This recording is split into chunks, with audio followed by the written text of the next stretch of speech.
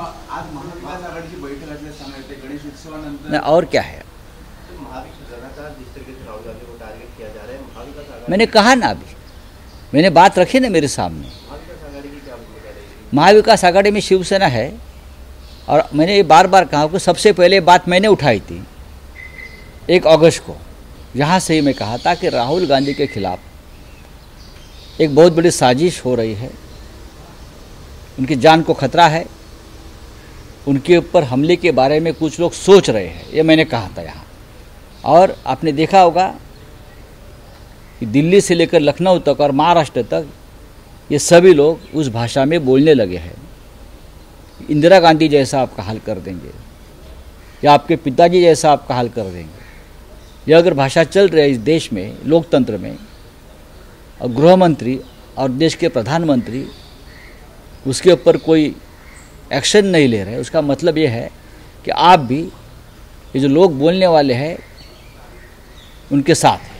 महाराष्ट्र ने कहा है कि जब मैं गणेश चतुर्थी की पूजा में गया था तो जो कांग्रेस है और उनका जो इकोसिस्टम है, जो सत्ता के रूप है, उनको नहीं, ये प्रधानमंत्री जी झूठ बोल रहे हैं, प्रधानमंत्री जी गलत बयान दे रहे हैं।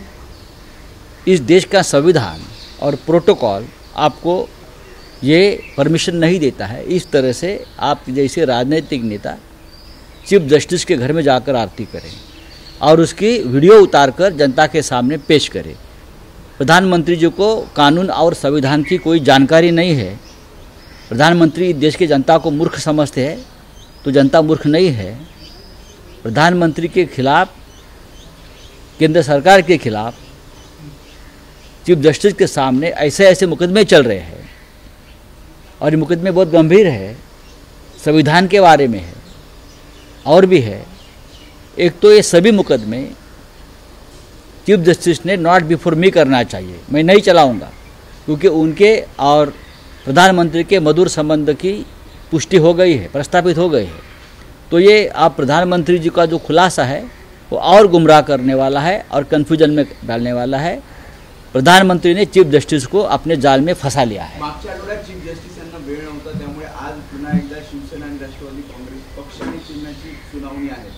अपेक्षा आहे काही आम्हाला ज्या पद्धतीनं केंद्र सरकार, भारतीय जनता पक्ष, त्या पक्षाचे नेते प्रधानमंत्री नरेंद्र मोदी यांच्याबरोबरचे चीफ जस्टिसचे म्हणजे सरन्यायाधीशाचे संबंध पाहता प्रस्थापित झालेले 2.5 वर्षापासून जे आम्ही तारखांमध्ये गुंतून पडलेलो आहोत किंवा आम्हाला गुंतवलं गेलेलं आहे, एका घटनाबाह्य सरकारला सरन्यायाधीशांनी जे अभय दिलेलं आहे त्याचा पर्दाफाश खुद्द प्रधानमंत्र्यांनी आरती ओवाळून केलेला आहे।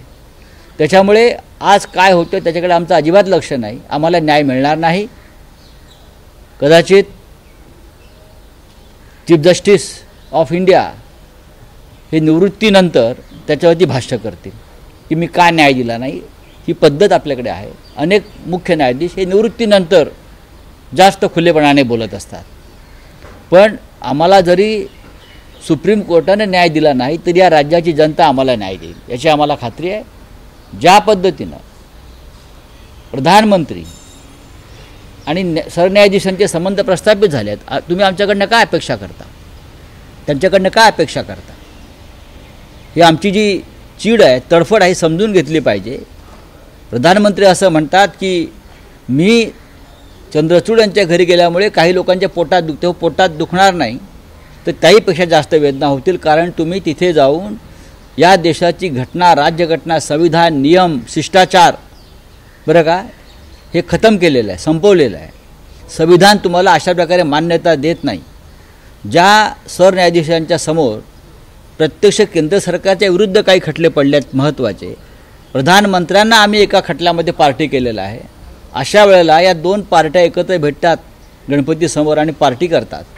हां, हे कोणतंही संविधान जगातलं अशा प्रकारे मान्यता देणार नाही।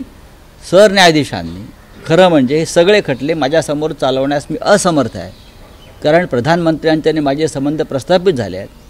हा एक नियम आहे, तो त्यांनी मान्य केला पाहिजे की नॉट बिफोर मी, ही भूमिका त्यांनी व्यक्त केली पाहिजे। लोकांचा विश्वासच राहिलेला नाही। महाविकास आघाडीचं जागा वाटप गणेशोत्सवानंतर होईल, आज बैठक आहे असं सांगण्यात येतं। आज बैठक आहे, आम्ही चर्चा करू, 3 पक्ष एकत्र येतील. आम्ही काँग्रेस पक्षाला सुद्धा किंवा राष्ट्रवादी काँग्रेस पक्षाची सुद्धा याच्यामध्ये आज सहभाग आहे. इतर लहान पक्ष आमचे सहभागी होतील.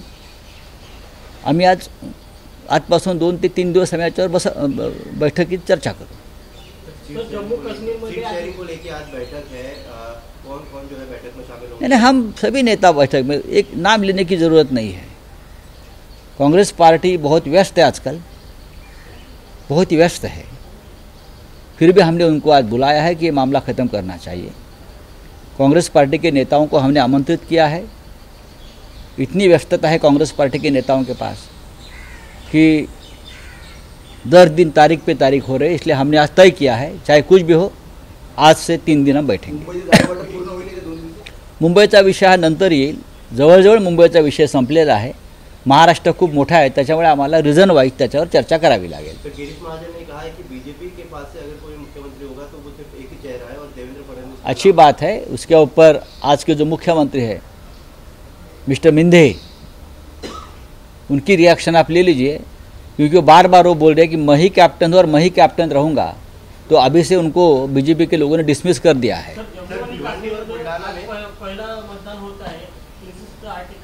अच्छी बात, चांगली गोष्ट आहे.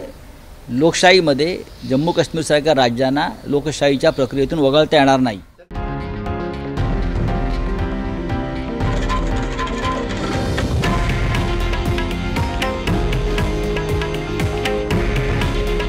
हे आहे देशातील नंबर 1 न्यूज नेटवर्क आणि आपण पाहत आहात TV9 मराठी.